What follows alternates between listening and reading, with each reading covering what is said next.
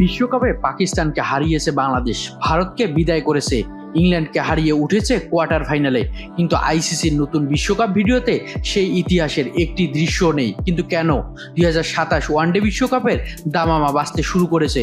যদিও এখনো প্রকাশ হয়নি চূড়ান্ত সূচি কিংবা 14 দলের তালিকা, তবু বিশ্বকাপের প্রচারণা শুরু করে দিয়েছে আন্তর্জাতিক ক্রিকেট সংস্থা আইসিসি। 3 আয়োজক দেশ দক্ষিণ আফ্রিকা, জিম্বাবুয়ে ও নামিবিয়াকে নিয়ে প্রচারণামূলক ভিডিও প্রকাশের পর এবার আইসিসি প্রকাশ করেছে নতুন একটি ভিডিও। এই ভিডিওতে জায়গা পেয়েছে ইতিহাসের অসংখ্য স্মরণীয় মুহূর্ত।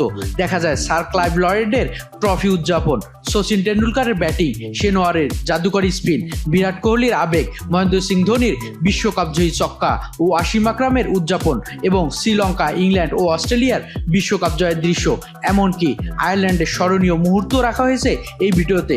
কিন্তু বাংলাদেশের ক্ষেত্রে দেখানো হয়েছে শুধু গ্যালারি ভর্তি সমর্থকদের উল্লাস।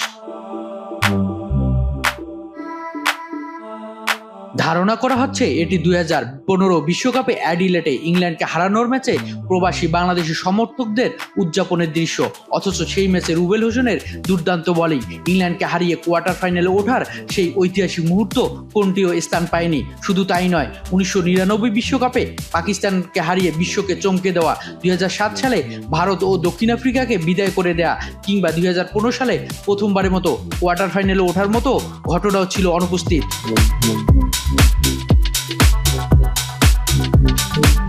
ফলে অনেক বাংলাদেশি সমর্থকদের মনে প্রশ্ন, বাংলাদেশের বিশ্বকাপ ইতিহাস কি আইসিসির কাছে এতটাই গুরুত্বহীন?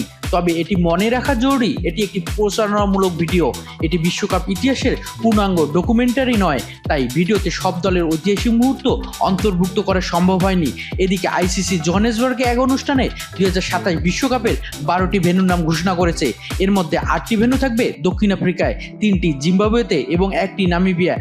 আগামী বছরের অক্টোবর-নভেম্বরে অনুষ্ঠিত হবে 14 দলের এই বিশ্বকাপ। 2011 ও 2015 সালের মতো এবারও খেলবে 14টি দল। তবে নতুন কাঠামোয় মোট 54টি ম্যাচ অনুষ্ঠিত হবে, যা টুর্নামেন্টকে আরও বেশি প্রতিদ্বন্দ্বিতাপূর্ণ করে তুলবে।